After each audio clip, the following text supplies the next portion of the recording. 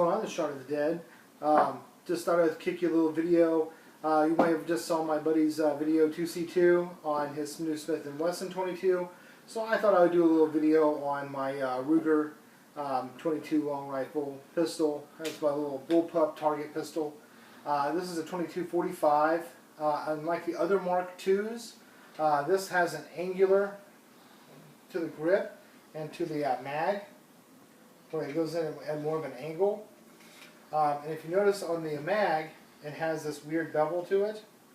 The other ones are more straight, and this is shorter, less pronounced right here, and it comes more straight across, and it goes straight in versus angular in. I've had this for a little while now. I bought it from a gun store. I looked at it, checked it out, and I was like, yes, I'd like to have that because I've been wanting one for a while. And I picked it up, and I think I paid $250 for it, I think. And I was a little shy on cash when I went in there. I wasn't expecting to buy a gun. So I dropped like $50 or whatever on the gun, and then I went in when I got paid and picked it up. And so they were real cool with me on that. Again, this is an older model. I did change out the front sight for a fiber optic front sight. I didn't care for the plain black front sight. I wanted something I could get a much better sight picture with. It was actually a package deal, the front and rear sight, but I actually left the original rear sight on there because the other one was kind of a weird bevel to it, and this one's a little bit sharper. It's got, you know, the squared edge versus that weird V-ish bevelly edge. I don't like that.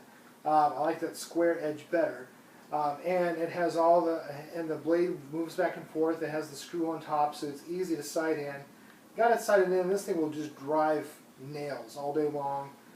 With the bull barrel on here, being such a thick barrel, it doesn't get hot very easy, so you can shoot for long periods of time without any real issue. It is a bear to take apart and put back together. I mean, it's easy to take apart, and putting it back together is, shall we just say, challenging.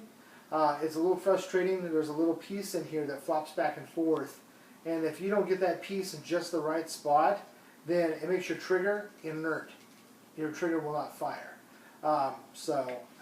It come with, I believe, one mag when I purchased it, and so it was just as that, and I purchased this separate, put that on, no big deal, sighted it in, it was great. I went to a not quite so local gun store. It's this little hole-in-the-wall place. It looks like an old garage. How there's just like crap piled up in like old salvage yards.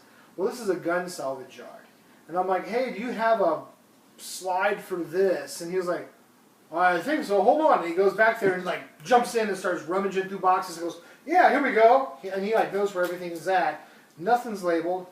Excuse me, he's got crap just piled down through the aisles and just random boxes. And he's like, I'm like, hey, do you have any mags for a Ruger 22-45? He's like, oh, I think so. And he runs back there and starts rummaging through boxes. And he's like, yeah, I got two. I'm like, all right. So I got these for $10 each. They work great. I don't even know which one the original one was that come with the firearm. They're all Ruger brand. If you heard 2C2, not necessarily a challenge, but we want to do a side-by-side comparison with the two firearms. We'll both fire, you know, probably a full mag.